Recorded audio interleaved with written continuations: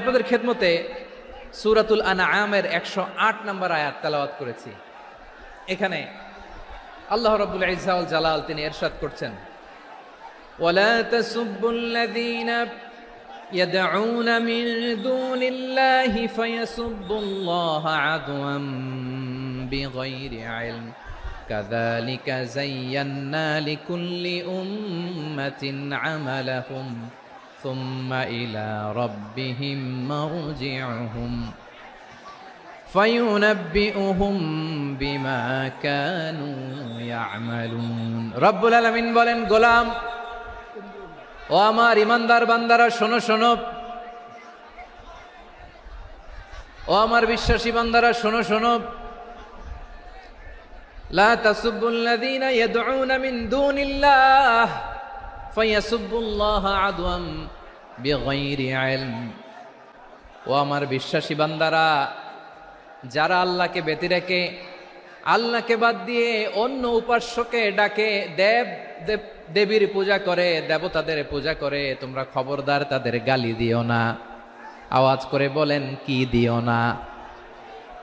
আল্লাহ বলেন, ও বিশ্বাসীরা শোনো, যারা আল্লাহকে ব্যতি রেখে দেবীর পূজা করে, অন্য উপাস্যের পূজা করে, তাদেরকে ডাকে, ওই দেবতাদেরকে তোমরা গালি দিও না। যদি ওই দেবতাদেরকে গালি দাও তাহলে ভুলবশত, শত্রুতাবশত তারা তোমাদের রব আল্লাহকে গালি দেবে, ঠিক কিনা? তোমরা যদি তাদের দেবতাদের গালি দাও, ওরা রেগে তোমার আল্লাহরে গালি দিবে, তাহলে আল্লাহরে গালি খাওয়ানোর কারণ হয়ে গেলাম আমি, ঠিক কিনা বলেন?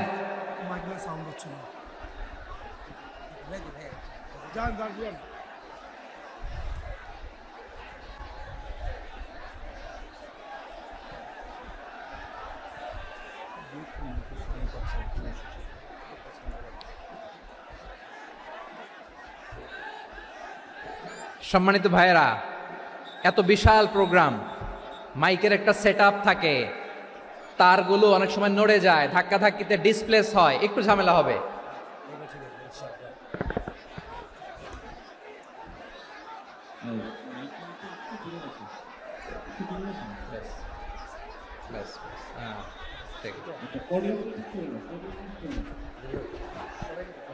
ঠিক আছে,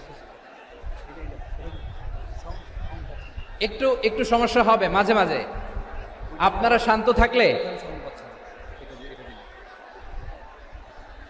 শান্ত থাকতে হবে। এইভাবে সাউন্ড নাই, এই নাই, এই বলতে বলতে আমার সময়ও নাই, উঠে যেতে হবে, এগুলো বোকামি। এই বিভাগীয় প্রোগ্রামগুলোতে যাই, চিৎকার চেঁচামেচি করে তোমরা আসো, সময় শেষ, আমাকে উঠে যেতে হয়। আমরা তো বঞ্চিত হলাম, গুরুত্বপূর্ণ অনেক কথা শোনাবো তোমাদের, অনেক। প্রিয় ভাইরা, আপনারা শান্ত হয়ে বসুন, শান্ত হয়ে। রব্বুল আলামিন বলেন, খবরদার বিশ্বাসীরা, আল্লাহ ছাড়া যারা অন্যান্য উপাস্যদেরকে ডাকে, দেবতাদেরকে ডাকে, তাদেরকে তোমরা গালি দিও না। ওই সমস্ত দেবতাদেরকে যদি তোমরা গালি দাও তাহলে তারা আল্লাহকে গালি দিবে, ঠিক কিনা বলেন? আমরা দেবতাদের গালি দিলে ওরা আল্লাহকে গালি দিবে। রব্বুল আলামিন বলেন, খবরদার দেবতাদেরকে গালি দিও না, তাহলে ওরা তোমার রব আল্লাহরে গালি দেবে। প্রতিটি জাতির জন্য তাদের কাজকে আমি আল্লাহ সুশোভিত করে রেখেছি, তারা সবাই একদিন আমার কাছেই ফিরে আসবে। এরপর আমি রব্বুল আলামিন তাদের আমলনামা তাদেরকে জানিয়ে দেব। সুবহানাল্লাহ পড়েন। প্রিয় ভাইরা, আল্লাহ তাআলা বলেছেন, খবরদার গালি দিও না। আদেশটা কার? আওয়াজ করে বলেন তো।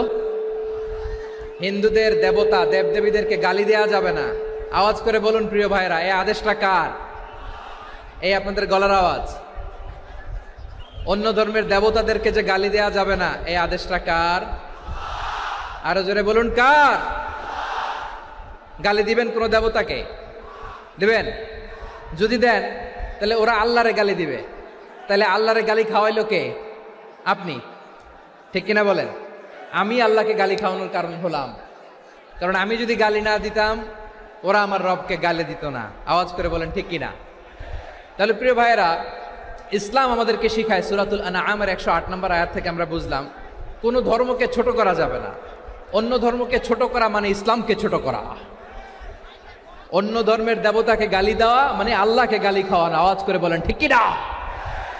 খবরদার, এটা করা যাবে না। আর অন্য ধর্মের দেবতাকে যদি আপনি গালি দেন, ওরা ইসলাম থেকে দূরে সরে যাবে। যাও ইসলামের প্রতি আকৃষ্ট হয়েছিল আর কোনোদিন ইসলামের ধারে কাছে আসবে না। আওয়াজ করে বলেন ঠিক কিনা? এজন্য কখনো কোনোদিন অন্য ধর্মের দেবতাদেরকে গালি দেয়া যাবে না। অন্য ধর্মের কোনো দেবতাদেরকে আমরা গালি দিব না, গালি দিব না, বরং ইসলামের beauty, the beauty of Islam, ইসলামের সৌন্দর্যকে আমরা তুলে ধরব। আমরা যদি বিশ্বনবী সাল্লাল্লাহু আলাইহি ওয়াসাল্লামের জীবনের দিকে তাকাই, তাহলে আমি দেখব বিষ্ণু ইসা ইসলাম মক্কাতে কিংবা মদিনাতে অন্য ধর্মের লোকদের সাথে খুব পিসফুলি লাইফ লিড করেছেন। হোক মুশরিক, হোক খ্রিস্টান, হোক ইহুদি, বিশ্বনবী সবার সাথে মিলেমিশে ছিলেন। আলহামদুলিল্লাহ বলেন। ইসলাম হচ্ছে পিসফুল রিলিজিয়ান। অন্য ধর্মের প্রতি সহনশীলতার সবক ইসলাম আমাদেরকে দেয়। কিন্তু প্রতিটি মুসলিমের এটা মনে রাখতে হবে, আল্লাহর কাছে পছন্দনীয় গ্রহণযোগ্য ধর্ম, জীবনাদর্শ একটি, সেটা হচ্ছে ইসলাম। আওয়াজ করে বলেন সেটা কি? লালমনিরহাটের ভাইয়েরা আওয়াজ করে বলুন, আল্লাহর কাছে মনোনীত ধর্ম একটি, সেটা কি? এজন্য রব্বুল আলামিন বলেন, ইন্নাদ-দীনা ইনদাল্লাহিল ইসলাম, আল্লাহর কাছে মনোনীত গ্রহণযোগ্য অ্যাকসেপ্টেড ধর্ম মতাদর্শ একটা, সেটা হলো ইসলাম। ইসলাম ছাড়া অন্য কোনো ধর্ম যদি কেউ তালাশ করে, তার ওই ধর্ম আল্লাহ গ্রহণ করবে না। ওমাই ইয়াবতাগি গায়রাল ইসলামি দীনান ফালাই ইউকবালা মিন ওয়া হুয়া ফিল আখিরাতি মিনাল খাসিরিন।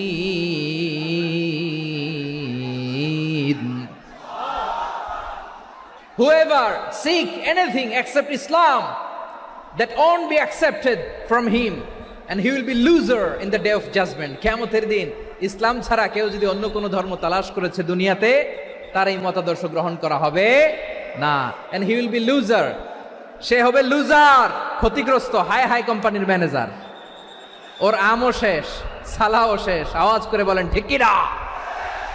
এজন্য ইসলাম পেয়ে আমরা খুশি না বেজার?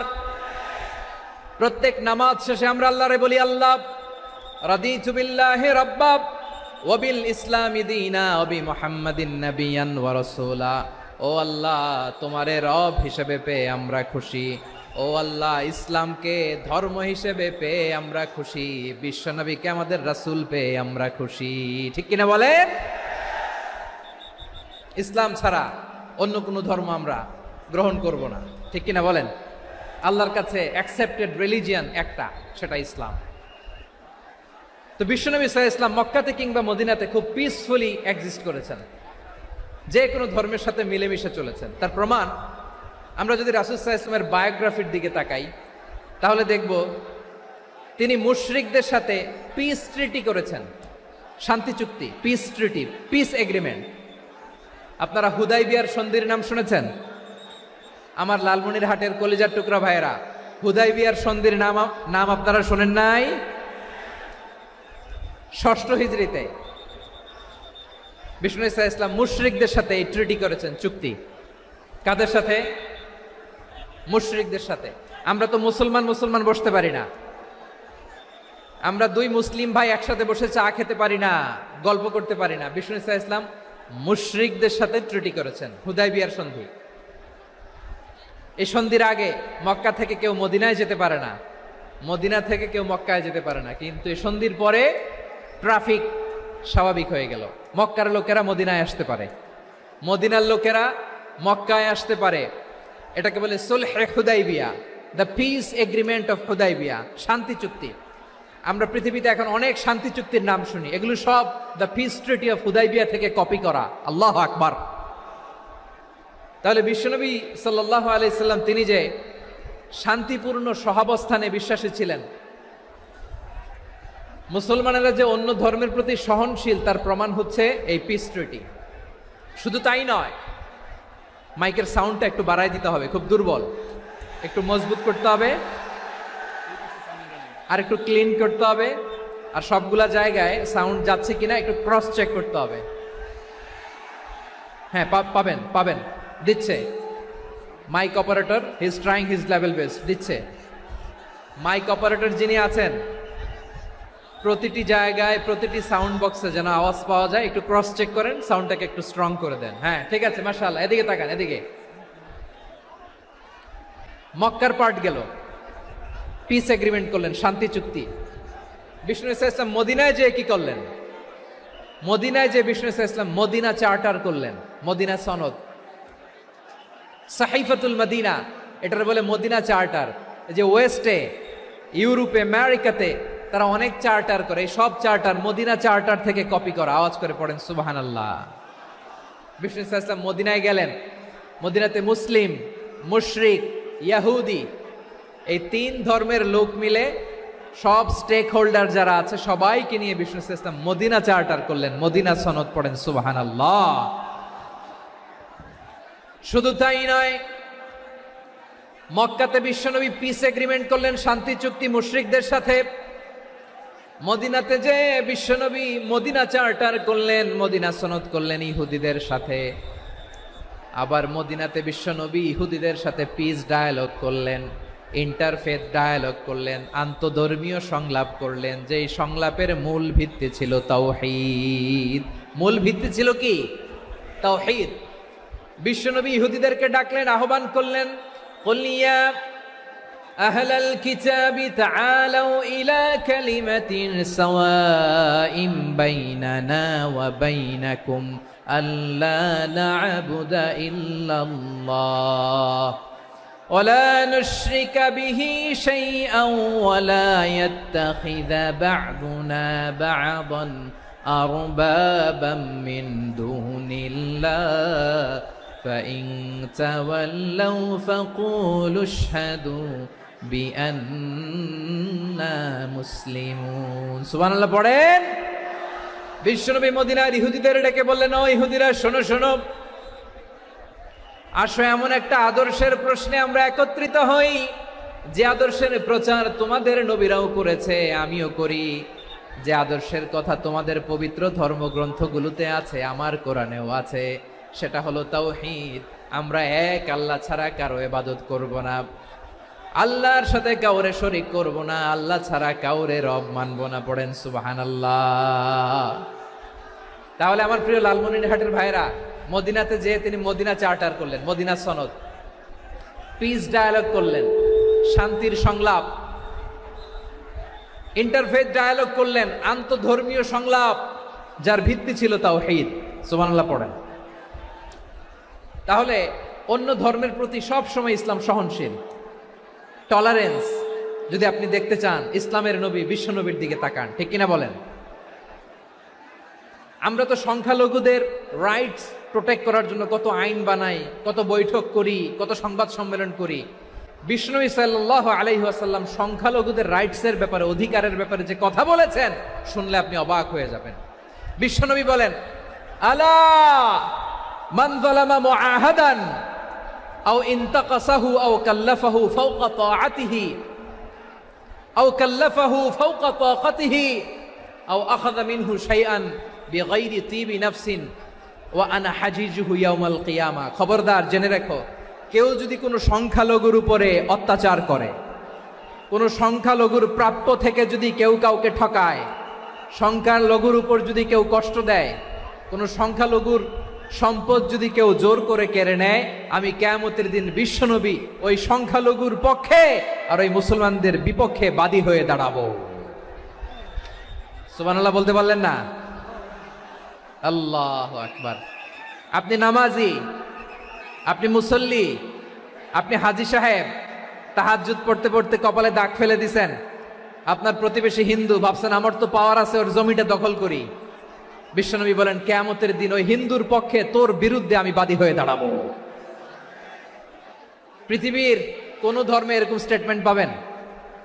পাবেন? আপনি ভাবছেন আপনি নামাজ পড়লে হাজী সাহেব কপালে দাগ ফেলায় দিলে আপনি সেলসালায় জান্নাতে চলে যাবেন না? খবরদার। বিশ্বনবী বলেন, কোন সংখ্যালঘুর উপর যদি কেউ আক্রমণ করে, তার প্রাপ্য তাকে না দিয়ে যদি তাকে ঠকায়, তার উপর জুলুম করে, তার সম্পদ যদি কেড়ে নেয়, আমি নবী, তুমি মুসলিম হইতে পারো, মুসল্লি হইতে পারো, তার পক্ষে, তোমার বিপক্ষে আল্লাহর দরবারে বাদী হয়ে দাঁড়াবো। আচ্ছা লালমনিরহাটের ভাইয়েরা, কথা বুঝতে পারলে আওয়াজ করে উত্তর দেন। বিশ্বনবী যদি কারো বিপক্ষে দাঁড়ায়, কিয়ামতের দিন, আই রিপিট, আমি আবারও বলছি, বিশ্বনবী যদি কিয়ামতের দিন কারো বিপক্ষে দাঁড়ায়, ও তো সেলসেলায়া জান্নাতি, তাই না? জান্নাতি না? যে নবীর সুপারিশ ছাড়া জান্নাতের গেটও দেখা যাবে না, ওই নবী যদি বলে তোর বিপক্ষে আমি বাদী হয়ে দাঁড়াবো, ওই জান্নাতে আর ঢোকার কোনো সুযোগ আমাদের থাকবে? এখানেই শেষ না আমার প্রিয় লালমনিরহাটের ভাইয়েরা, এখানেই শেষ নয়। বিশ্বনবী বলেন মান কাতালা মুআহাদান, বুখারীর বর্ণনা, মান কাতালা মুআহাদান লাম ইয়ারাহ রাইহাতাল জান্নাহ। কেউ যদি, কোনো মুসলিম যদি অন্যায়ভাবে কোনো সংখ্যালঘুকে হত্যা করে, কোনো হিন্দুকে হত্যা করে, কোনো বৌদ্ধরে হত্যা করে, অন্যায়ভাবে কোনো মুসলিম যদি কোনো সংখ্যালঘুরে হত্যা করে, জান্নাতে যাওয়া তো দূরের কথা, ওই মুসলিম জান্নাতের ঘ্রাণও পাবে না। সেই বুখারীর বর্ণনা, মান কাতালা মুআহাদান লাম ইয়ারাহ রাইহাতাল জান্নাহ ওয়া ইন্না রিহাহা লা ইউজাদু মিন মাসিরাতি 40 আমা। যে জান্নাতের ঘ্রাণ 40 বছর দূরের রাস্তা থেকেই পাওয়া যায়। সুবহানাল্লাহ পড়েন। প্রিয় ভাইরা, এখান থেকে জান্নাতে পৌঁছতে লাগবে 40 বছর। এত দূর, কত বছর? সবাই বলেন কত বছর? এখান থেকে জান্নাতে পৌঁছতে লাগবে 40 বছর। এত দূরে থাকতেই জান্নাতের ঘ্রাণ আপনার নাকে এসে ধাক্কা মারবে। বিশ্বনবী বলেন, যে ব্যক্তি কোনো সংখ্যালঘুকে হত্যা করে, জান্নাতের ঘ্রাণ তো পাবেই, জান্নাতে তো ঢুকতে পারবেই না, জান্নাতের ঘ্রাণও তার নাকে লাগবে না। পড়েন নাউযুবিল্লাহ। তাহলে সংখ্যালঘুদের ব্যাপারে ইসলামে অধিকার দেয়া আছে না নাই? লালমনিরহাটের ভাইয়ের আওয়াজ করে বলেন, আমার সংখ্যালঘু হিন্দু ভাইদের রাইটস, অধিকার আমাদের ইসলামে প্রোটেক্টেড আছে না নাই? এখানেই শেষ না। বিষ্ণু ইসলাম আপনার অমুসলিম প্রতিবেশীর সাথে ভালো আচরণ করতে বলেছে। আমাদের হয় না এটা মুসলিম পাড়া, ওটা বৌদ্ধ পাড়া, হয় না? অনেক সময় হয় না এটা আমাদের মুসলিম পাড়া, ওইটা হিন্দু পাড়া, এরকম আছে না নাই? লালমনিরহাটে নাই না? আছে?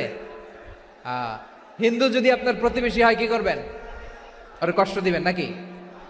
কেন? ও তো হিন্দু, ও তো আমার আল্লাহরে ডাকে না, ওরে কষ্ট দিলে জায়েজ হবে না? খবরদার। বিষ্ণু ইসলাম বলেন, মান কানা ইউমিনু বিল্লাহ ওয়াল ইয়াউমিল আখির ফালিউকরিম জারাহ। যে আল্লাহ বিশ্বাস করে আর আখিরাতে বিশ্বাস করে, সেজন্য প্রতিবেশীর সাথে ভালো আচরণ করে। সুবহানাল্লাহ। কলিজা জুড়ায় যায় না আমার নবীর কথাগুলো শুনলে? যে আল্লাহ বিশ্বাস করে, যে আখিরাতে বিশ্বাস করে, সেজন্য প্রতিবেশীর সাথে ভালো আচরণ করে। এখানে বলছে মুসলিম প্রতিবেশী, বলছে নামাজি প্রতিবেশী, বলছে আল্লাহওয়ালা প্রতিবেশী, বলছে না। প্রতিবেশী আস্তিক হোক নাস্তিক হোক, প্রতিবেশী মুমিন হোক মুশরিক হোক, প্রতিবেশী হইলেই তার সাথে ভালো আচরণের দরকার আছে না নাই? আমার প্রিয় লালমনিরহাটের ভাইয়েরা, বিষ্ণু ইসলাম ওনার ইহুদি প্রতিবেশীদের দেখাশোনা করতেন। আওয়াজ না শোনা যাক, আমারও তো দেখা যায়, আমারও তো দেখা যায়। তাকায় থাকেন, তাকায় থাকলে সওয়াব হবে। কোরআনের কথা যেখান থেকে হয় এদিকে তাকায় থাকলেই বরকত। তাকায় থাকেন। জি জি, মাইক, আমি তার মাইক ঠিক করতে আসি না এদিকে, এই মাইক ঠিক করব, ওই মাইক ঠিক করব, ওদিকে পাইলট বলবে হুজুর চলে আসেন। জি বসুন, বসুন, মাশাআল্লাহ। হ্যাঁ, খুব শান্ত, ঠিক আছে। পুলিশ ভাইরা না খেয়ে দিনরাত আপনারা যাতে সুশৃঙ্খল একটা প্রোগ্রাম উপহার পান, এটাই চেষ্টা করতেছে। আপনাদেরকে কষ্ট দিতে আসে নাই, একটু একটু সহযোগিতা করেন। জি মাশাআল্লাহ। হ্যাঁ, ঠিক আছে। আমার প্রিয় ভাইরা, প্রতিবেশী আস্তিক হোক নাস্তিক হোক, মুসলিম হোক হিন্দু হোক, তার সাথে ভালো আচরণ করতে হবে।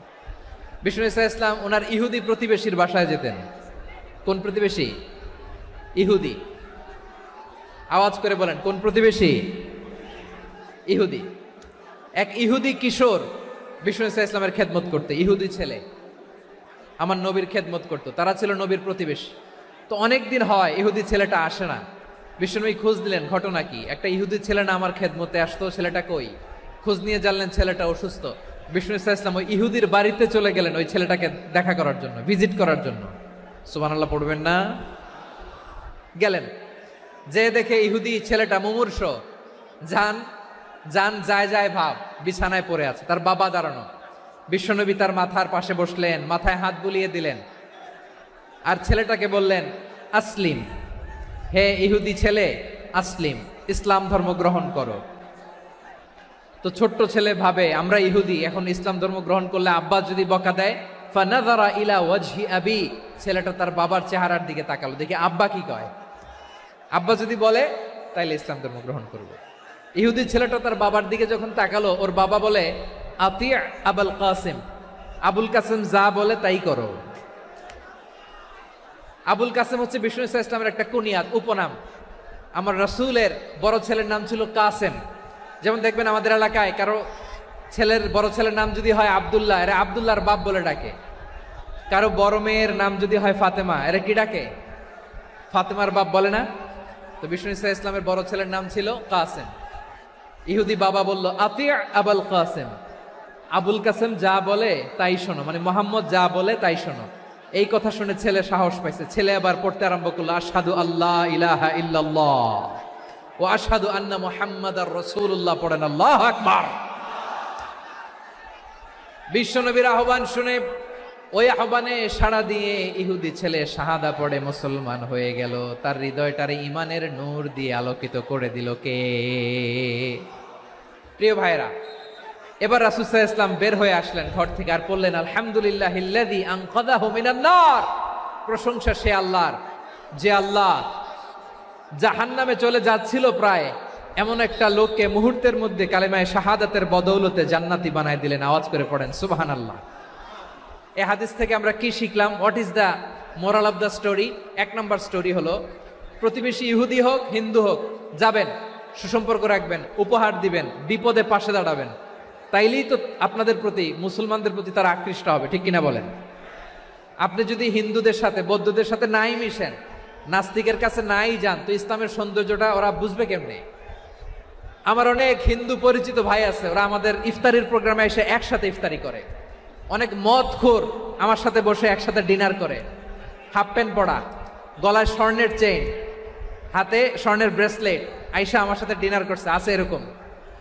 গাঁজাখোর, আমি বলে আসো, welcome welcome to my dinner, আসো বসো, বসলেই তো আমি ওর ডিএনএ, চিন্তার ডিএনএ চেঞ্জ করে দেওয়ার সুযোগ পাবো, চিল্লায় বলো ঠিক কিনা? আসতে হবে আমার কাছে। Hour door is open, the door of Islam is open 24/7। সব সময় আমাদের ইসলামের দরজা আমার অমুসলিম ভাইদের জন্য খোলা আছে না নাই?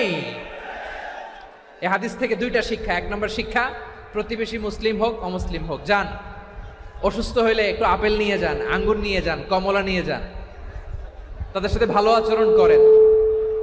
ইসলামের বিউটি দেখে, সৌন্দর্য দেখে অবাক হবে, নসিব ভালো হলে কোনোদিন কালিমা পড়ে মুসলমান হয়ে যাবে, ঠিক কিনা বলেন? তাহলে অমুসলিমের সাথে ভালো সম্পর্ক। বিশ্বনবী ইহুদির বাড়িতে গেলেন, ইহুদির বাড়ি, আর আমার মুসলমান ভাই আমার কাফের বলে, এরকম আছে না নাই? মুসলিমরা দেখতে পারে না, সহ্য করতে পারে। বিশ্বনবী সাল্লাল্লাহু আলাইহি ওয়াসাল্লাম ইহুদির বাড়িতে গেলেন, এটা একটা শিক্ষা। আরেকটা শিক্ষা হলো, ভাইরা ধাক্কা মেরে এসে সামনে এসে কি লাভ? প্রোগ্রাম তো শেষ হচ্ছে, এখনই শেষ হচ্ছে। তো এই যে আমাদের বকশি ভাই ওয়াদা নিল, হাত তোলালো, মিম বলে এত কথা বলল, তো আমি জেলায় জেলায় যে খালি হাত নাড়াই তোমাদের জন্য নাকি? হ্যাঁ, হাত নাড়াই শুধু, এই ধাক্কাইতে ধাক্কাইতে এদিকে এসে হাত নাড়াইতেছে। হয়েছে তো, দেখলাম তো, ঠিক আছে, মাশাআল্লাহ, অনেক সুশৃঙ্খল, অন্যান্য যে কোনো জেলার চেয়ে অনেক সুশৃঙ্খল। আমার দিকে তাকাও, আমার দিকে তাকাও, ঠিক আছে। এই যে দাঁড়িয়ে আছে, একটা ছেলে নড়ে না, দেখছেন? মাশাআল্লাহ মাশাআল্লাহ মাশাআল্লাহ। হ্যাঁ, এইভাবেই। আর কয়েকটা মজাদার কথা আছে, শোনো। এই হাদিস থেকে আমাদের শিক্ষা হলো, আমার প্রতিবেশী যেই ধর্মের হোক আমি সম্পর্ক রাখবো। অসুস্থ হলে যাব, কি বলেন ভাইরা? যাবেন না? যাবেন না আপনারা? আচ্ছা, 2 নম্বর শিক্ষা হলো, বিষ্ণু ইসলামের খাদেম ছিল ইহুদি, এতদিন খেদমত করলো, একদিনও বিশ্বনবী ওরা কালিমার দাওয়াত দেয় নাই। কারণ কি? বিশ্বনবী একটা ভালো সময়ের অপেক্ষা করতেছিলেন, প্রপার টাইমিং। দাঈর কাজ হচ্ছে দাঈ ইলাল্লাহ, সে হচ্ছে সুযোগ সন্ধানী। দাঈ সুযোগ খোঁজে, কখন দাওয়া দিলে ব্যাটে বলে হবে, ঝোপ বুঝে কোপ মারে, ঠিক কিনা বলেন? বিষ্ণু ইসলাম ভালো সময়ের অপেক্ষা করতেছিলেন, দেখি ভালো সময় আসুক আসুক আসুক আসুক। আস্তে আস্তে এমন সময় আসছে, ছেলে এবার মুমূর্ষ, অসুস্থ ব্যক্তির হৃদয় অত্যন্ত নরম থাকে। হসপিটালে যখন কেউ যায় তার হৃদয়টা বড্ড নরম থাকে, মৃত্যুর ভয়ে তার অন্তরটা নরম থাকে, ঠিক কিনা বলেন? এই প্রপার টাইমিং এর অপেক্ষা করতেছিলেন, যখনই টাইমিং পেয়েছেন দাওয়াত দিলেন, পড়ো লা ইলাহা ইল্লাল্লাহ, সুবহানাল্লাহ পড়েন সবাই। তাহলে ইসলাম অমুসলিম প্রতিবেশীর সাথে ভালো আচরণ করতে বলে। ইসলাম অমুসলিম মাতা পিতার সাথেও ভালো আচরণ করতে বলে।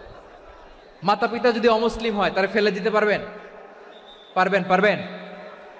আমার লালমনিরহাটের ভাইয়েরা, অনেক হিন্দু ছেলে আমাদের হাতে শাহাদা পড়ে মুসলিম হয়, কিন্তু ওর মা মুসলমান হয় নাই, বাবাও হয় নাই, এরকম আছে না নাই? তো ও হয়েছে মুসলিম, মা বাপ হিন্দু, এখন মা বাপ কি বাদ? হ্যাঁ, মা বাপ বাদ দেয়া যাবে? যেই মা আপনারে 9 মাস 8 মাস পেটে ধারণ করলো, আপনার মায়ের নার ছেঁড়া ধন, আপনি ওই মারে বাদ দিতে পারবেন? যেই মায়ের বুকের তাজা দুধ খেয়ে আপনি আজকে বাড়ন্ত তাজা তরতাজা, ওই মারে বাদ দেয়া যাবে? মায়ের এক ধারে দুধের দাম, কাটিয়া গায়ের চাম, পাপুষ বানাইলে ঋণের শোধ হবে না, এমন দরদি ভাবে কেউ হবে না আমার মাহাগো। মায়ের এক ধারে দুধের দাম, কাটিয়া গায়ের চাম, পাপুষ বানাইলে ঋণের শোধ হবে না, এমন দরদি ভাবে কেউ হবে না আমার মাহাগো, ঠিক কিনা? মাকে তো বাদ দেয়া যায় না। وَقَضَى رَبُّكَ أَلَّا تَعْبُدُوا إِلَّا إِيَّاهُ وَبِالْوَالِدَيْنِ إِحْسَانًا। আল্লাহ বলে অবধারিত দুইটা ভার্ডিক তোমাদের জন্য, এক আল্লাহর ইবাদত করবা আর মা বাবার প্রতি ইহসান করবা। আদেশটা কার? মা বাবার প্রতি ইহসান করতে হবে। আমার মা হিন্দু হোক ভালো আচরণ করতে হবে, বৌদ্ধ হোক ভালো আচরণ করতে হবে। আমার যে সমস্ত হিন্দু ভাইয়েরা মুসলিম হয়েছে, তোমাদের মা বাবা এখনো মুসলমান হয় নাই, তাদের সাথে ভালো আচরণ করতে হবে। আপনাদের খেদমত নিজে করতে হবে অথবা খেদমতের ব্যবস্থা করাই দিতে হবে। মান্থলি যে খরচ লাগে এটা দিতে হবে। আরে তুমি এখন মুসলিম, তোমার মা বাবা হিন্দু, এখনই তো সুযোগ ইসলামের সৌন্দর্য দেখানোর। এখন মা বাবা যদি দেখে আরে এটা হিন্দু থাকতে তো বদমাইশ ছিল, বেয়াদব ছিল, কি এমন ধর্ম সে গ্রহণ করলো যেটা গ্রহণের সাথে সাথে সে পাল্টে গেল? কি এমন ধর্ম সে গ্রহণ করেছে যেটা তার জীবনকে আলোকিত করে দিয়েছে? নসিব ভালো হইলে তারাও কালিমা পড়ে মুসলমান হয়ে যাবে। বিষ্ণু ইসলামের স্ত্রীর নাম ছিল আয়েশা রাদিয়াল্লাহু তাআলা আনহা, আবু বকর রাদিয়াল্লাহু তাআলা আনহুর মেয়ে। আবু বকর রাদিয়াল্লাহু তাআলা আনহুর আরেক মেয়ের নাম হচ্ছে আসমা। কি নাম? দুজনই আবু বকর রাদিয়াল্লাহু তাআলা আনহুর মেয়ে, আসমা আর আয়েশা। নাম দুইটা কেমন লাগে? আসমা নামটা কেমন লাগে? আয়েশা নামটা কেমন লাগে? সবার ভালো লাগে নাই? নাম দুটো আপনাদের ভালো লাগে? লালমনিরহাটে অনাগত যদি কন্যা সন্তান হয়, যদি মনে চায় আসমা রেখে দিতে পারবেন, যদি মনে চায় আয়েশা রেখে দিয়েন। দেশে বিদেশে এয়ারপোর্টে রাস্তা ঘাটে শুধু বলে হুজুর একটা নাম দেন, আমার ছেলের একটা নাম দেন, মেয়ের একটা নাম দেন। তো আমার মনে আছে যশোরের আদ্দিনের মাহফিলে আমি একটা দুইটা নাম দিয়েছিলাম। আজকে লালমনিরহাটের এই প্রোগ্রামে কন্যা সন্তান যদি হয় দুটা নাম দিলাম, আসমা কিংবা আয়েশা। ইনশাআল্লাহ পড়েন। দুজন বোন, এক মায়ের না, বাবা এক মা দুইজন। আয়েশা রাদিয়াল্লাহু তাআলা আনহার মায়ের নাম উম্মে রুমান, আর আসমা রাদিয়াল্লাহু তাআলা আনহার মায়ের নাম কুতাইলা বিনতে আব্দুল উজ্জা। আবু বকর রাদিয়াল্লাহু তাআলা আনহু 4টা বিয়ে করেছিলেন। তো একই ঘটনা ঘটেছে এই ফ্যামিলিতে। আসমা ইসলাম ধর্ম গ্রহণ করে মুসলিমা, কিন্তু তার মা কুতাইলা মুশরিকা। আই রিপিট, বোঝার জন্য আমি আবারও বলি, আসমা রাদিয়াল্লাহু তাআলা আনহা মুসলিমা, আর আসমার মা কুতাইলা, আওয়াজ করে বুঝে থাকলে বলেন, আসমার মা মুশরিকা। তার মানে মেয়ে মুসলিম, মা অমুসলিম। ভেজাল আছে না নাই? কিন্তু কুতাইলা আর ধৈর্য ধারণ করতে পারে না। নার ছেড়া ধন, কলিজার টুকরা ধন, কলিজার টুকরা সন্তান, আসমারে দেখতে বড্ড মন চায়। সাইয়েদনা আসমা রাদিয়াল্লাহু তাআলা আনহা মক্কা থেকে হিজরত করে মদিনায় চলে গেলেন হুদাইবিয়ার পর। যখন মক্কা মদিনার ট্রাফিক স্বাভাবিক হলো, মক্কার লোক মদিনায় যায়, মদিনার লোক মক্কায় আসে। কোচাইলা কলিজার টুকরা সন্তান আসমারে দেখার জন্য কিছু উপহার নিয়ে বিশাল মরুপথ পাড়ি দিয়ে মক্কা থেকে মদিনায় যায়। সুবহানাল্লাহ বলেন। এখন মা আসছে মেয়ের সাথে দেখা করতে, মেয়ে তো আর দেখা দেয় না। মেয়ে ভাবছে আমার মা তো মুশরিকা, অপবিত্রা, তার সাথে কি দেখা দেয়া যাবে? বিশ্বনবীর দরবারে চলে গেলেন। সুবহানাল্লাহ বলেন। কি সৌভাগ্যবান ছিল তারা, মাসলা জানার দরকার হলেই নবীর দরবারে চলে যেত। ঘরে বউয়ের সাথে ঝগড়া হলে নবীর দরবারে চলে যেত। অনেক সাহাবী বলে আমার পেটে ক্ষুধা লাগলো আমি নবীর কাছে চলে যেতাম, কারণ নবীর চেহারার দিকে তাকালেই আমার পেটের ক্ষুধা মিটে যেত।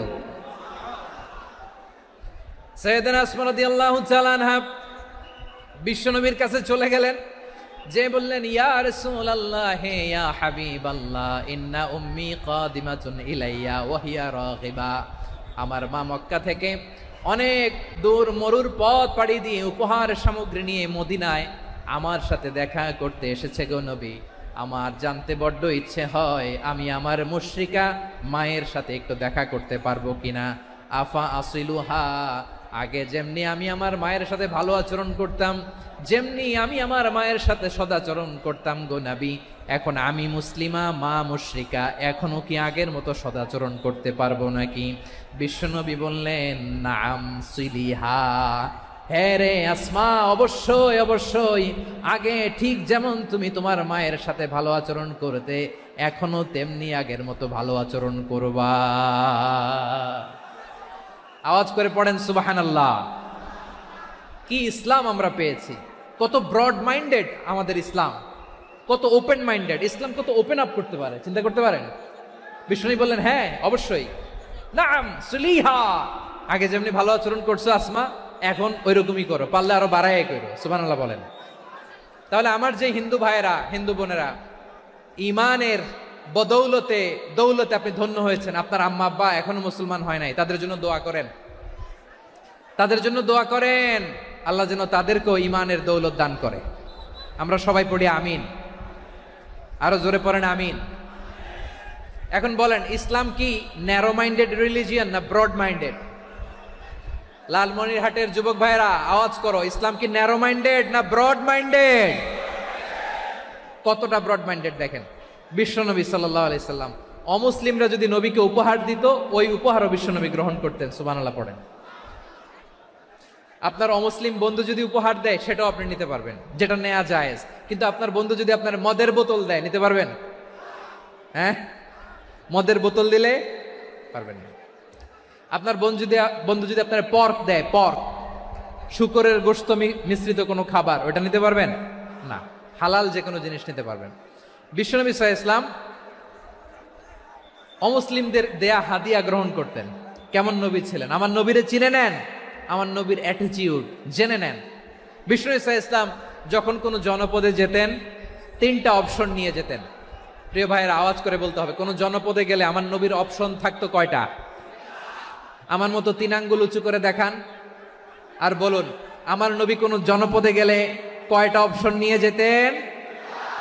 1 নাম্বার অপশন আসলিম তাসলাম। নতুন এলাকায় গেলে বলতেন আসলিম তাসলাম, ইসলাম ধর্ম গ্রহণ করো, শান্তিতে থাকবা, আমার ভাই হয়ে যাবো, আমরা ভাই ভাই, ইসলাম মানো, আমরা ভাই ভাই। অপশন নাম্বার কত? 1। যদি বলে না ইসলাম মানবো না, ওকে, অপশন নাম্বার 2, মুসলিম হওয়ার দরকার নাই, লা ইকরাহা ফিদ্দিন, ইসলামে কোনো বাড়াবাড়ি নাই। খ্রিস্টান আছো থাকো, বৌদ্ধ আছো থাকো, ইহুদি থাকতে চাও থাকো, কিন্তু আমরা যেহেতু রিজিওনাল সুপার পাওয়ার, আমাদের আন্ডারে থাকো, ট্যাক্স দিয়া থাকো, এটার বলে জিজিয়া। আলেম যারা আছেন বুঝবেন, এটার আরবিতে কি বলে? জিজিয়া। You pay us the tax, we will give you the security. তোমরা ট্যাক্স দিবা, আমরা সিকিউরিটি দিব, আমাদের আওতায় থাকবা, কেউ তোমাদেরকে আক্রমণ করতে পারবে না, আমরা নিরাপত্তা দিব। সুবহানাল্লাহ বলেন। এটা অপশন নাম্বার কত? আচ্ছা বুঝে থাকলে বলেন, 1 নাম্বার অপশন কি ছিল? ইসলাম। ইসলাম মানো, শান্তিতে থাকবা, ভাই ভাই, আমরা ভাই ভাই। অপশন নাম্বার 2, ট্যাক্স দাও, আমরা নিরাপত্তা দিব, মুসলিম হওয়া লাগবে না।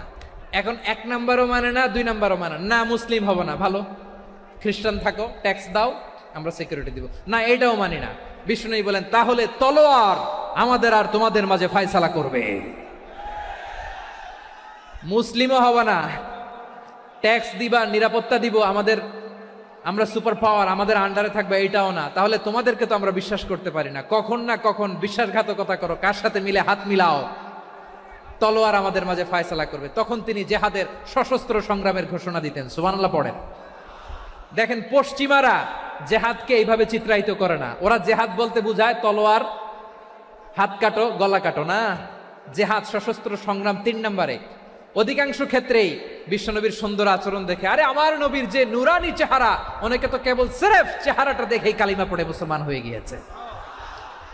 যারা মুসলিম হয় নাই তারা তাদের ইসলামেই বলবৎ ছিল, ট্যাক্স দিয়ে ইসলামের আন্ডারে ছিল। যারা এটাও মানে নাই ওইটাও মানে নাই, তাদের বিরুদ্ধে জেহাদ। বিষ্ণু ইসলাম 7ম হিজরিতে যখন খায়বার বিজয়ের পরে ইসলাম রিজিওনাল সুপার পাওয়ার হিসেবে আত্মপ্রকাশ করলো, বিশ্বনবী চিঠি লিখলেন অন্যান্য সুপার পাওয়ারের কাছে, রাষ্ট্রীয় চিঠি লেখে এক রাষ্ট্রপ্রধান আরেক রাষ্ট্রপ্রধানের কাছে, ঠিক কিনা বলেন? জানেন না আপনারা? এই যে 24-এর ছাত্র নাগরিক অভ্যুত্থানে, এই অভ্যুত্থান যখন শুরু হয়, আমি তখন সাউথ আফ্রিকাতে, একটা স্ট্যাটাস দিয়েছিলাম, কোটা নয় গোটা দেশ সংস্কার করা লাগবে। শুধু বাংলাদেশ নয়, সারা বিশ্বের বাংলা ভাষাভাষী লোকেরা এই আন্দোলনের সাথে সমর্থন তারা করেছে, এটাকে সাপোর্ট করেছে, তারা সমর্থন দিয়েছে। আমাদের ইউনাইটেড আরব আমিরাতের বাংলাদেশি ভাইয়েরা তারা সেখানে রাস্তায় নেমে এসেছিল, জানেন? ওইখানে ডেমনস্ট্রেশন করা যায় না, সেখানকার সরকার তাদেরকে যাবজ্জীবন দিয়েছিল। তখন আমাদের এই যে প্রধান উপদেষ্টা ডক্টর মোহাম্মদ ইউনূস সরাসরি G2G বলে, এটারে G2G, government to government, G2G, উনি চিঠি লিখলেন যে তাদেরকে, ইউর হাইনেস, হে সম্মানিত আমির, আপনি আমার এই চিঠির কারণে আমার সম্মানে এই 53 জন বাংলাদেশিকে মাফ করে দেন। এই চিঠির বদৌলতে বেকসুর খালাস পেয়ে গিয়েছিল আমাদের ভাইরা, জানেন না এই ঘটনা আপনারা? তাহলে গভর্নমেন্ট টু গভর্নমেন্ট চিঠি দেওয়া হয়। 7ম হিজরিতে বিষ্ণু ইসলাম সব সুপার পাওয়ারের কাছে চিঠি দিলেন, রোমান সম্রাটের কাছে, পারস্য অধিপতির কাছে, মিশরের অধিপতির কাছে, সবার কাছে চিঠি লিখলেন। চিঠির ভাষা ছিল এরকম, মিন মুহাম্মাদিন রাসূলিল্লাহ ইলা মুকাওকিস আযীমিল কিবত, মুহাম্মদ রাসূলুল্লাহর পক্ষ থেকে মিশরের বাদশার কাছে, আসলিম তাসলাম, ইসলাম মানো, শান্তিতে থাকবা, সালামুন আলা মান ইত্তাবা আল হুদা, শান্তি তার জন্য যে হেদায়েতের অনুসরণ করে। সুবহানাল্লাহ পড়েন। তো এই চিঠি অনেকে ভালোভাবে রিসিভ করেছে, অনেকে এই চিঠি পাওয়ার পরে নবীর কাছে আবার ইন রিটার্ন উপহার পাঠিয়েছে। কি পাঠিয়েছে? উপহার। মিশরের বাদশাহ মুকাওকিস তিনি বিশ্বনবীকে বিশাল এক উপহারের ডালি পাঠিয়েছেন। মিশরের বাদশাহ মুকাওকিস ছিলেন ধর্মে খ্রিস্টান। লালমনিরহাটের ভাইয়েরা আওয়াজ করে বলেন, মিশরের বাদশাহ ধর্মে কি ছিল? খ্রিস্টান। কি উপহার দিয়েছিল আমার নবীকে? শুনতে মনে চায়? আওয়াজ নাই লালমনিরহাটের গলায়, শুনতে মনে যায়? 1000 স্বর্ণ মুদ্রা, 1000 স্বর্ণ মুদ্রা। 2টা খ্রিস্টান দাসী, একজনের নাম মারিয়া বিনতে শামউন আল কিবতিয়া, আরেকজনের নাম সিরিন বিনতে শামউন আল কিবতিয়া।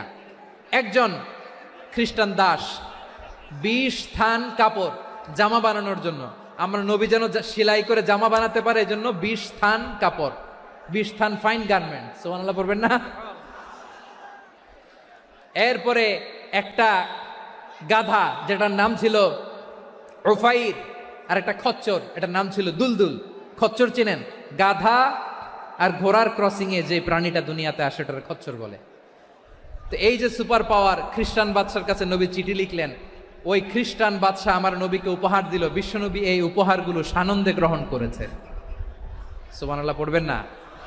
তাহলে অমুসলিম কেউ যদি আপনাকে উপহার দেয়, হালাল উপহার হলে আপনি গ্রহণ করতে পারবেন। অনুরূপভাবে পারস্যের বাদশাহ, রোম সম্রাট বিশ্বনবীকে উপহার পাঠিয়েছেন, আমার নবী সবগুলো উপহার গিফট গ্রহণ করেছেন। সুবহানাল্লাহ বলেন। তাহলে প্রিয় লালমনিরহাট, আওয়াজ করে বলুন, ইসলাম কি ন্যারো মাইন্ডেড রিলিজিয়ন না ব্রড মাইন্ডেড? আম্মাজান আয়েশার কাছে মাসালা জানতে চায় মেয়েরা, হে আম্মাজান, অগ্নি উপাসকেরা তাদের ঈদের দিন নওরোজের সময় আমাদেরকে পাখি দেয়, নেওয়া যাবে? উনি বললেন, ওরা জবাই করে দিলে নেওয়া যাবে না, কিন্তু ওরা যদি ফল মূল এরকম খাবার দেয় এগুলো নেওয়া যাবে। তার মানে অমুসলিমদের দেয়া উপহার এটা গ্রহণ করা যায়। সুবহানাল্লাহ বলেন। শুধু তাই নয়, বিষ্ণু ঈসা ইসলাম অমুসলিমদের সাথে আর্থিক লেনদেনও করেছেন, ফিনান্সিয়াল ডিলিং করেছেন। অমুসলিমদের সাথে প্রয়োজনে আপনি ফিনান্সিয়াল ডিলিং করতে পারবেন। আমরা প্রায় দেখি বাজারের মিষ্টির দোকানগুলো আমার হিন্দু ভাইদের। লালমনিরহাটে মিষ্টির দোকান, দইয়ের দোকান কারা চালায়? হিন্দুরা চালায় না। তারপরে যে বারবার শপ, চুল কাটে যে নাপিত, অধিকাংশ নাপিতের দোকানে কারা? আমার হিন্দু ভাইরা। তা আপনি চুল কাটতে পারবেন কিনা বলেন? পারবেন। তার দোকান থেকে দই মিষ্টি কিনতে পারবেন কিনা? হ্যাঁ, আমার মুসলিম ভাইয়ের দোকান থাকলে ওইটারে আমি বেশি প্রায়োরিটি দিব, ঠিক কিনা? কিন্তু যদি তাদের সার্ভিস নিতে চান, প্রোডাক্ট নিতে চান, পারবেন। তার দলিল সহিহ বুখারী, আম্মা জান আয়েশা রাদিয়াল্লাহু তাআলা আনহা বলেন, ইশতারা রাসূলুল্লাহ সাল্লাল্লাহু আলাইহি ওয়াসাল্লাম মিন ইয়াহুদিয়িন তুআমান ওয়া রাহানাহু দিরআহু মিন হাদিদ। রাসূল সাল্লাল্লাহু আলাইহি ওয়াসাল্লাম এক ইহুদির কাছ থেকে, কার কাছ থেকে? সবাই বলে নাই, কার কাছ থেকে? আমার নবী, পেয়ারা নবী এক ইহুদির কাছ থেকে জব কিনেছিল। জব, বার্লি, যেটা দিয়ে রুটি বানায়। ওই জবের দাম দেওয়া টাকা পয়সা নবীর কাছে ছিল না। ফলে নবী ওনার একটা পোশাককে মর্গেজ রেখেছিলেন, মর্গেজ, বন্ধক, যে এখন এটার দাম দিতে পারবো না, কয়েক কেজি বার্লি নিয়ে যাই আর বন্ধক হিসেবে আমার জামাটা রেখে গেলাম, যেই দিন দাম দিব ওই দিন জামাটা ছুটাই নিয়ে যাব। সুবহানাল্লাহ পড়বেন না? বাকিতে নিছিলেন, বাকিতে। দিরআহু মিন হাদিদ, লোহার তৈরি বর্ম, মানে যুদ্ধের পোশাক, লোহা দিয়ে বানানো। বিষ্ণুনবী বললেন, কয়েক কেজি জব দাও, টাকাটা পরে দিব, এখন টাকা নাই, বন্ধক হিসেবে, মর্গেজ হিসেবে আমার জামা রেখে গেলাম, যখন টাকা দিব জামা ছুটায় নিব। আওয়াজ করে বলতে হবে সুবহানাল্লাহ। এ থেকে বোঝা গেল অমুসলিমদের সাথে ফিনান্সিয়াল ডিলিং করা যায়, অর্থনৈতিক লেনদেন করা যায়, কেনাবেচা করা যায়, প্রোডাক্ট কেনা যায়। এমনকি আমাদের মসজিদে নববীতে বারান্দায় আপনারা একটা অটোমেটিক ফ্লাইং আমব্রেলা দেখছেন? সূর্য যখন বাড়ে মসজিদে নববীর বারান্দায় ইয়ার্ডের মধ্যে অটোমেটিক্যালি কিছু আমব্রেলা আছে, সাঁ করে খুলে যায়, আর সূর্যের তাপ লাগে না। আবার সন্ধ্যাবেলায় এই আমব্রেলাগুলো ওরা ক্লোজ করে ফেলে, দেখেন নাই না?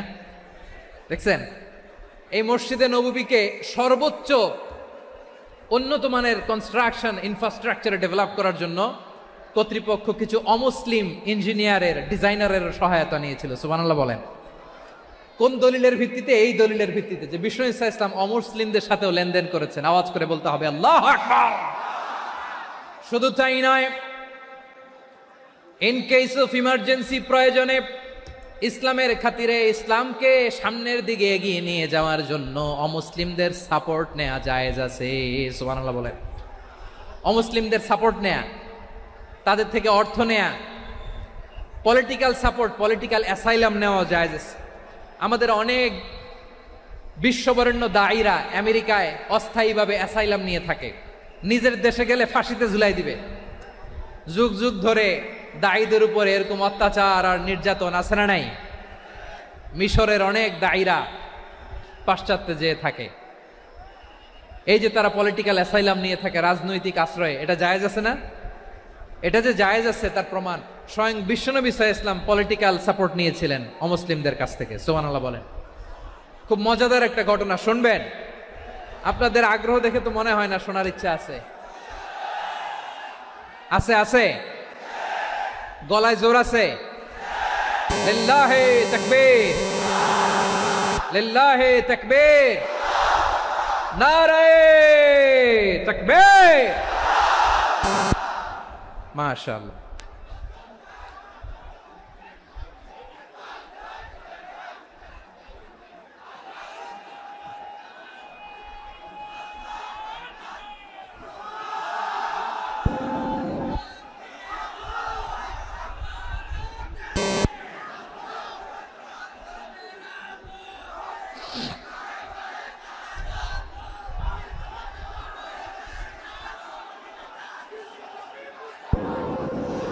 মাশাআল্লাহ মাশাআল্লাহ। থামুন থামুন আমার ভাইরা, বিশ্বনবীর বয়স তখন প্রায় 51 বছর। কত বছর? বিশ্বনবীর সবচেয়ে কাছের মানুষ খাদিজা রাদিয়াল্লাহু তাআলা আনহা ইন্তেকাল করেছেন। বিশ্বনবী বড্ড কষ্ট পেলেন, হৃদয়টা ভেঙে খান খান। যিনি ঘরের ভেতরে বিশ্বনবীকে সান্ত্বনা দিতেন, ভালোবাসা দিতেন, বাইরে গেলে কুরাইশরা বকাঝকা করে, অত্যাচার করে, কিন্তু আম্মাজান খাদিজা রাদিয়াল্লাহু তাআলা আনহা ঘরটারে এমন শান্তির নীড় বানায় রেখেছেন, এই ঘরের ভিতরে ঢুকলে বিশ্বনবীর কলিজাটা ঠান্ডা হয়ে যেত। এজন্য রব্বুল আলামিন বলেন, খাদিজা, ও আমার বান্দি খাদিজা, জান্নাতে এমন স্পেশাল একটা ঘর আমি তোমার জন্য রেডি করে রেখেছি। ওই ঘরের মধ্যে কোনো আওয়াজ নাই, ওই ঘরের মধ্যে কোনো নয়েজ নাই, ওই ঘরে কোনো বিশৃঙ্খলা নাই। কারণ মক্কার জমিনে আমার নবী কুরাইশদের বিশৃঙ্খলা, নয়েজ আর ঝামেলাগুলোকে উপেক্ষা করে যখন তোমার ঘরের ভিতরে ঢুকতো, ঘরটারে তুমি শান্তির নীড়, ঠান্ডা, নীরব, নিস্তব্ধ, নিঝুম আর শান্তির নীড় বানিয়ে রেখেছো। এজন্য জান্নাতে স্পেশাল একটা শান্তির নীড় আমি তোমারে উপহার দেব। ওই প্রিয়তমা স্ত্রী খাদিজা ইন্তেকাল করলেন, বিশ্বনবীর হৃদয় ভেঙে খান খান। আবার ওনার চাচা আবু তালেব ইন্তেকাল করলেন, যিনি পলিটিক্যাল শেল্টার দিতেন নবীকে। কে দিতেন? আবু তালেবের ভয়ে, বিশ্বনবীর এই চাচার ভয়ে কোনো মুশরিক নবীর গায়ে হাত দেওয়ার সাহস পায় নাই। এখন স্ত্রীও নাই, চাচাও নাই, নবীকে আশ্রয় দেওয়ার কেউ নাই, নবীর চারদিকে অন্ধকার। নবী এখন কই যাবেন? আমার পেয়ারা নবী নতুন স্টেশন খুঁজতেছেন, নতুন দাওয়াতি প্ল্যাটফর্ম খুঁজতেছেন। তিনি যায়েদ বিন হারেসা রাদিয়াল্লাহু তাআলা আনহুকে নিয়ে মক্কার পাশের একটা নেইবরিং সিটি তায়েফে চলে গেলেন। কোথায় চলে গেলেন? লালমনিরহাটের ভাইয়ের আওয়াজ করে বলেন, কোথায় গেলেন? তায়েফে চলে গেলেন দিনের দাওয়াত দেওয়ার জন্য। কি দেওয়ার জন্য? নাকি জমি কিনতে গেছিলেন? জমি কিনতে? দুনিয়ার যশ খ্যাতির জন্য? নিজের কোনো লাভের জন্য? তায়েফবাসীদেরকে জাহান্নামের আগুন থেকে বাঁচানোর জন্য। আওয়াজ করে বলতে হবে, ঠিক কিনা? বিশ্বনবী বিশাল মরুপথ, পাহাড়ি পথ পাড়ি দিয়ে তায়েফের মরুজমিনে গেলেন কোরআনের দাওয়াত নিয়ে, ইমানের দাওয়াত নিয়ে। কিন্তু তায়েফের লোকেরা বিশ্বনবীর দাওয়াতকে শুধু প্রত্যাখ্যান করেই থামে নাই, তারা বিশ্বনবীর সাথে অত্যন্ত খারাপ আচরণ করেছে। বিশ্বনবীকে শারীরিকভাবে হেনস্থা করেছে, আমার নবীকে শারীরিকভাবে অত্যাচার করেছে, আমার পেয়ারা নবীর গায়ে পাথর মেরেছে, বিশ্বনবীর গা বেয়ে ঝরঝর করে রক্ত ঝরেছে, নবী জামিনের মধ্যে লুটিয়ে পড়েছেন, আবার মেরেছে, আবার নবী হাঁটতে শুরু করলেন, পেছন থেকে আবার মেরেছে, আবার নবী রক্তাক্ত হয়ে জামিনের মধ্যে লুটিয়ে পড়লেন, আবার মেরেছে। বিশ্বনবীর মতো এত সুশ্রী মানব, বিশ্বনবীর মতো এত শুভ্র মানব, বিশ্বনবীর মতো এমন চমৎকার দেহাবয়ব দিয়ে রব্বুল আলামিন কাউকে বানান নাই। এরকম চমৎকার মানুষটাকে তারা তায়েফের ওই জমিনে রক্তাক্ত করেছে। বিশ্বনবী দুনিয়ার কোনো স্বার্থের জন্য সেখানে যান নাই, নিজের কোনো লাভের জন্য, প্রাপ্তির জন্য যান নাই, তায়েফবাসীদের জাহান্নামের আগুন থেকে বাঁচাতে গিয়েছেন। ঠিক কিনা বলেন? খেয়ে না খেয়ে দিন প্রচারের কাজে নিজেকে দিয়েছ বিলিয়ে, তায়েফের কাফিরেরা চিনল না সে আলো, দুষ্ট ছেলেদের পিছু দিল লেলিয়ে, পাথরের আঘাতে ক্ষত বিক্ষত হয়ে সারা শরীর থেকে রক্ত ঝরে। হে রাসূল তোমাকে ভুলি আমি কেমন করে, হে রাসূল তোমাকে ভুলি আমি কেমন করে। পারেন না আপনারা? ধরুন আমার সাথে, হাজার ব্যথা বেদনার পরে ফিরে আসনি তুমি আপন ঘরে, দিনের আলো তুমি ছড়িয়ে দিতে চলে গেলে মদিনায় মক্কা ছেড়ে।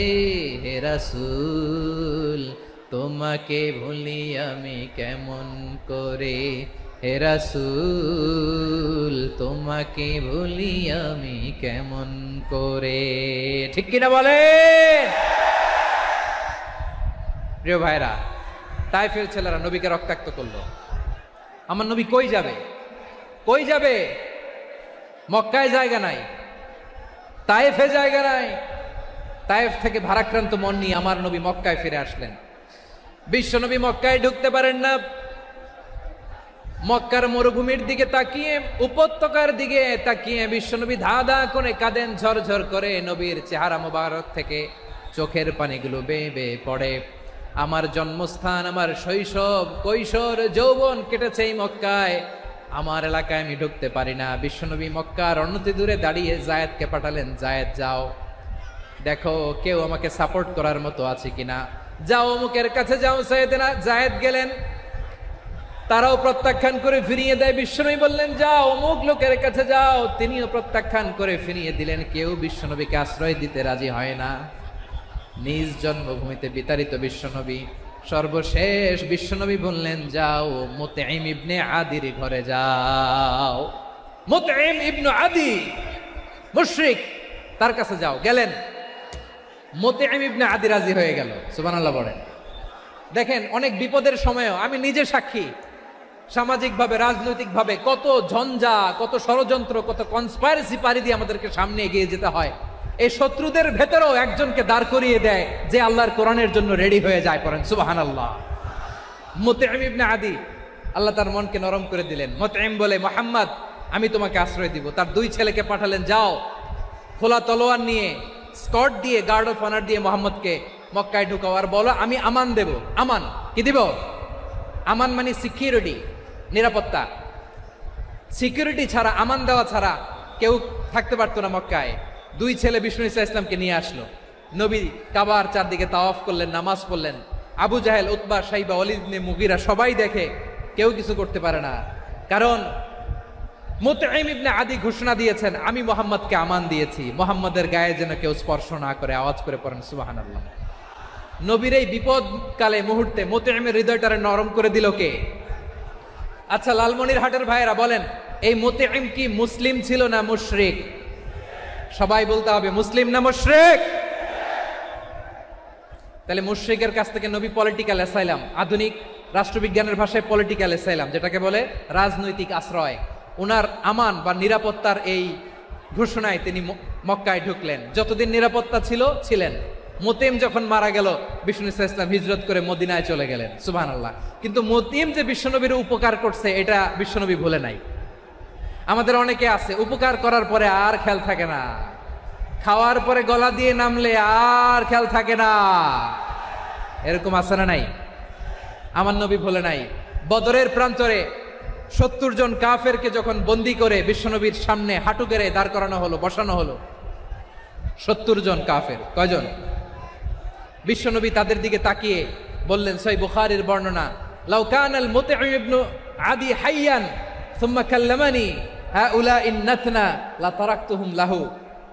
বদরের প্রান্তরে 70 জন বন্দী কাফিরের দিকে তাকিয়ে আমার নবী বললেন, আজকে মুতঈম ইবনে আদি যদি বেঁচে থাকতো, আর তোমাদের 70 জনের ব্যাপারে যদি মুতঈম এক বাক্যে একটা সুপারিশ করত, তার সম্মানে আজকে তোদের সবাইরে আমি মাফ করে দিতাম। সুবহানাল্লাহ নাই? ওই যে চিল্লাচিল্লি যে কথা বোঝে নাই, কোন জিনিস মিস করছে ওরা নিজেরাও বোঝে নাই। বিশ্বনবী মুতঈমের এই সাহায্যের কথা বলে নাই। 70 জন মুশরিক হাঁটু গেড়ে বসা, নবী চাইলে এখনই এক্সিকিউশন অর্ডার দিতে পারে। তিনি বললেন, আজকে যদি মুতঈম বেঁচে থাকতো, আর মুতঈম যদি তোদের জন্য সুপারিশ করতে, এই আবর্জনাগুলোর ব্যাপারে সুপারিশ করতে, আমি মুহূর্তেই তোদেরকে এমনি মাফ করে দিতাম। এবার বলেন, ইসলাম কি ন্যারো মাইন্ডেড না ব্রড মাইন্ডেড? শুধু তাই নয়, যাকে যে সম্মান দেয়ার আমার নবী দিতেন, হোক আস্তিক হোক নাস্তিক, হোক মুসলিম হোক অমুসলিম।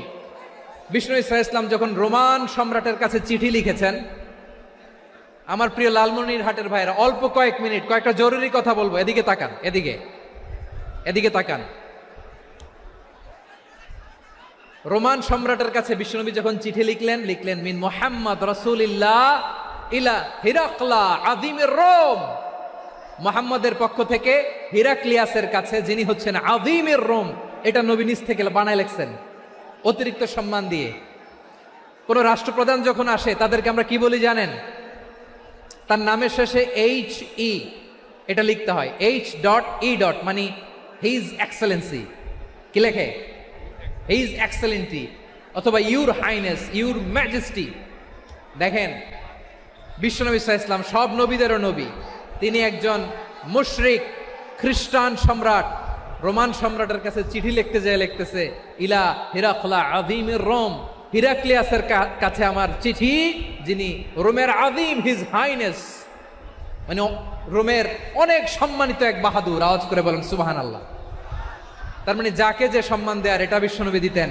এমনকি যেই ইহুদিরা ভালো ছিল, এই ইহুদিদেরও প্রশংসা করেছেন বিশ্বনবী মুহাম্মদুর রাসূলুল্লাহ সাল্লাল্লাহু আলাইহি ওয়াসাল্লাম। এক ইহুদির প্রশংসা করেছেন বিশ্বনবী। ইহুদির কার? কার? আমি তো আমার ভাইয়ের প্রশংসা করি না, আমি তো এক আলেম আরেক আলেমরে স্পেস দেই না, আমি তো এক দায়ী আরেক দায়ীর সাথে বসতে চাই না। আমার নবী ইহুদির প্রশংসা করে। কার প্রশংসা? ওই ইহুদির নাম ছিল মুখাইরিক। সিরাত গ্রন্থ ঘাটলে পাবেন। তিনি বলেছেন, মুখাইরিক খাইরু ইয়াহুদ, Mukhayriq is the best of the Jews. জুইশদের মধ্যে সে সবচেয়ে ভালো। কেন প্রশংসা করলেন তার?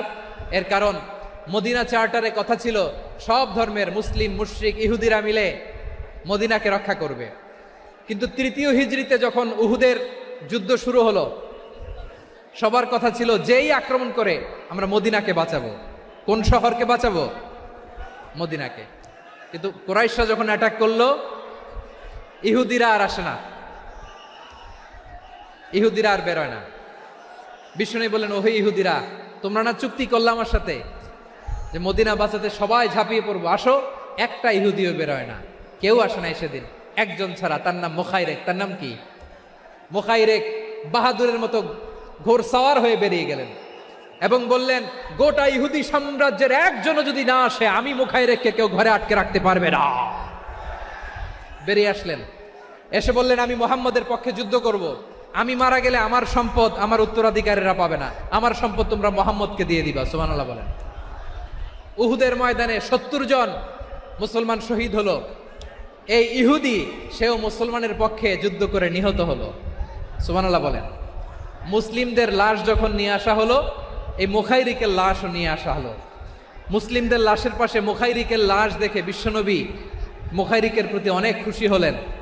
আর বিশ্বনবী খুশি হয়ে বললেন, মুখাইরিক খায়রু ইয়াহুদ, মুখাইরিক যদিও তুমি ইহুদি, তারপরেও তুমি সব ইহুদিদের মধ্যে সেরা ইহুদি। পড়েন সুবহানাল্লাহ। আমার নবী ইহুদিকেও সম্মান দিতে কার্পণ্য করে নাই। আওয়াজ করে বলেন আল্লাহু আকবার। প্রিয় ভাইরা, এবার সর্বশেষ আওয়াজ করে বলেন, ইসলাম কি ন্যারো মাইন্ডেড নাকি ব্রড মাইন্ডেড? সবাই বলেন, ন্যারো মাইন্ডেড না ব্রড মাইন্ডেড? এজন্য অমুসলিম হইলেই তারা আমাদের শত্রু নয়। শত্রু কারা? এই লালমনিরহাটের ভাইয়েরা শোনেন, শত্রু কারা? যে সমস্ত অমুসলিম আমাদেরকে নিশ্চিহ্ন করে দিতে চায়, যে সমস্ত অমুসলিম আমাদের ভূখণ্ড থেকে আমাদেরকে তাড়িয়ে দিতে চায়, যে সমস্ত অমুসলিম আমার ধর্ম নিয়ে তুচ্ছতাচ্ছিল্য করে চিল্লায় বলেন ঠিক কিনা, তারা আমাদের শত্রু। সাধারণ অমুসলিমরা আমার শত্রু নয়। এই যে হিন্দুরা থাকে, এরা আমার ভাই, বৌদ্ধরা আমার ভাই, খ্রিস্টানরা আমার ভাই, ইহুদিরা আমার ভাই। তারা দিনই ভাই নয়, তারা মায়ের পেটের ভাই নয়, তারা মানবিক দিক থেকে ভাই। ও মানুষ, আমিও মানুষ। ইসলাম মানুষকে সম্মান করে, চিল্লায় বলো ঠিক কিনা। যারা আমাদের অস্তিত্বকে নিশ্চিহ্ন করতে চায়, যারা আমাদের ভূখণ্ডকে দখল করতে চায়, যারা আমাদেরকে নিয়ে মকারি করে, ফান করে, টিটকারি করে, আমার ধর্ম নিয়ে খেলা করে, তাচ্ছিল্য করে, ওদের বিরুদ্ধে আমাদের জিহাদ। সাধারণ মুসলিম আমাদের শত্রু নয়। আপনি জানেন, নিউ ইয়র্কে, আমি তো নিউ ইয়র্কে ছিলাম অনেকদিন, ওখানে ফিলিস্তিনিদের পক্ষে যখন আমরা মিছিল করেছি, অনেক ইহুদি আমাদের সাথে মিছিলে দাঁড়িয়েছে। কারণ ওরাও জানে এই ভূখণ্ড ফিলিস্তিনিদের ভূখণ্ড। আওয়াজ করে বলো লালমনিরহাট ঠিক কিনা। ইসরায়েলের রাজধানী খোদ তেল আবিবে অনেক ইহুদিরা বেঞ্জামিন নেতানিয়াহু তার বিরুদ্ধে মিছিল করেছে। তো তারা কি আমাদের শত্রু? না। অনেক খ্রিস্টান আমাদের সাথে, আমাদের স্বার্থ রক্ষায় আমাদের পাশে দাঁড়িয়েছে। খেয়াল রাখবেন, হিন্দু আর হিন্দুত্ববাদ এক নয়, ইহুদি ধর্ম আর জায়নিজম এক নয়। জায়নিজমের বিরুদ্ধে আমাদের সংগ্রাম, আমাদের জেহাদ, চিল্লায় বলেন ঠিক কিনা? এই যে ফিলিস্তিনের ভাইয়েরা, তারা তাদের স্বাধীনতা সংগ্রামের জন্য লড়াই করছে, করে যাচ্ছে, আমরা এটাকে সমর্থন জানাই, চিল্লায় বলো ঠিক কিনা? কাশ্মীরের ভাইয়েরা স্বাধীনতার জন্য সংগ্রাম করছে, আমরা সেই সংগ্রামকে সমর্থন জানাই, আওয়াজ করে বলো ঠিক কিনা?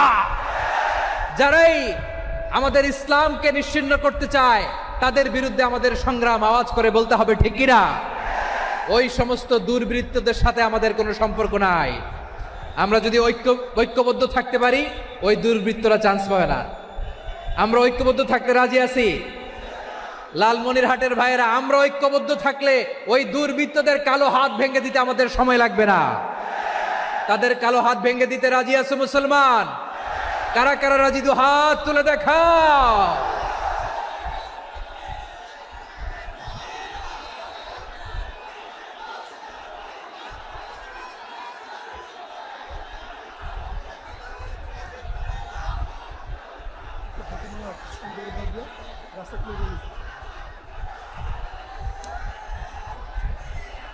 আমার প্রাণ প্রিয় লালমনিরহাটের ভাইয়েরা, শত্রু কাফের আর অশত্রু কাফেরের মধ্যে পার্থক্য আছে না নাই? আবু তালেব মুশরিক, আবু জাহেল মুশরিক, কিন্তু দুই মুশরিকে পার্থক্য আছে না নাই?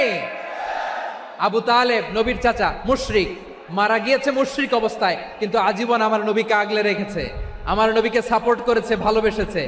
আবু জাহেল মুশরিক, মারা গিয়েছে মুশরিক হিসেবে, আজীবন আমার নবীর বিরুদ্ধাচারণ করেছে।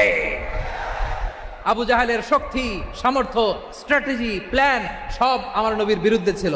এই আবু জাহেলের কারণে একটা দিন শান্তিতে আমার নবী মক্কায় ঘুমাতে পারে নাই, চিল্লায় বলেন ঠিক কিনা? এজন্য রব্বুল আলামিন বলেন, লা ইয়ানহাকুমুল্লাহু আনিল্লাযীনা লাম ইউকাতিলুকুম ফিদ-দীন ওয়া লাম ইখরিজুকুম মিন দিয়ারিকুম আন তাবাররুহুম ওয়া তুকসিতু ইলাইহিম ইন্নাল্লাহা ইউহিব্বুল মুকসিতিন।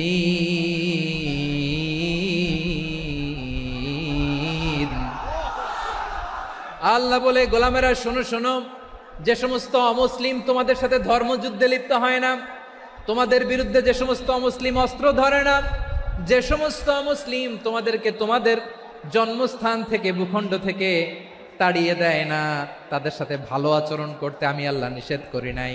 তাদের সাথে সদাচরণে কোনো নিষেধাজ্ঞা নাই, বরং তাদের সাথে সদাচরণ করো, এটাই আমি আল্লাহ চাই। তাহলে আমার যে অমুসলিমরা আমাদের সাথে শত্রুতা করে না, তুচ্ছতাচ্ছিল্য করে না, আমাদের ভূমি থেকে আমাদেরকে উচ্ছেদ করতে চায় না, আমাদের বিরুদ্ধে অস্ত্র ধরে না, ওই অমুসলিম ভাইদের সাথে আমাদের কোনো দ্বন্দ্ব আছে? কোনো বিরোধ আছে? বরং আছে ভালোবাসা। বরং আছে কি? এই ভালোবাসা দিয়ে আমরা বিশ্ব জয় করব। রাজি আছো মুসলমান? আমাদের পুঁজি ভালোবাসা। আমাদের পুঁজি কি? এবার আওয়াজ করে বলেন, আমার এই পুরো আলোচনা থেকে the religious coexistence, peaceful coexistence, শান্তিপূর্ণ সহাবস্থান, কমিউনাল হারমোনি, এই সাম্প্রদায়িক সম্প্রীতি, এই আলোচনা থেকে কি বুঝলেন? ইসলাম কি ন্যারো মাইন্ডেড না ব্রড মাইন্ডেড? এই ব্রড মাইন্ডেড হৃদয় নিয়ে, ভালোবাসা দিয়ে আমরা বিশ্ব জয় করতে চাই। রাজি আছেন? আল্লাহ কবুল করুক, আমরা সবাই পড়ি আমিন।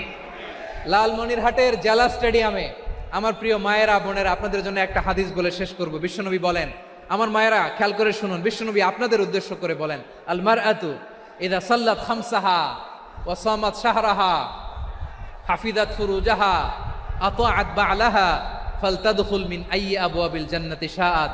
বিশ্বনবী বলেন, ও রমণীরা, ও নারীরা, যে সমস্ত নারী এই চারটা কাজ করবে, এই চারটা কাজের গ্যারান্টি দিবে, তাদেরকে জান্নাতের 8টা দরজার গ্যারান্টি দেয়া হবে। কি চারটা কাজ? 1 নাম্বার, আল মারআতু ইযা সাল্লাত খামসাহা, যে নারী 5 ওয়াক্ত নামাজ পড়ে। কি করে? জেলা স্টেডিয়ামে অবস্থানরত আমার নারীরা, বোনেরা, বিশ্বনবী আপনাদেরকে 4টা কাজের কথা বলেছেন, খুব বেশি না। 4টা করলে 8 জান্নাতের দরজা সব খোলা। কোনটা দিয়ে যাবেন? যেটা দিয়ে মনে চায়। 1 নাম্বার 5 ওয়াক্ত নামাজ।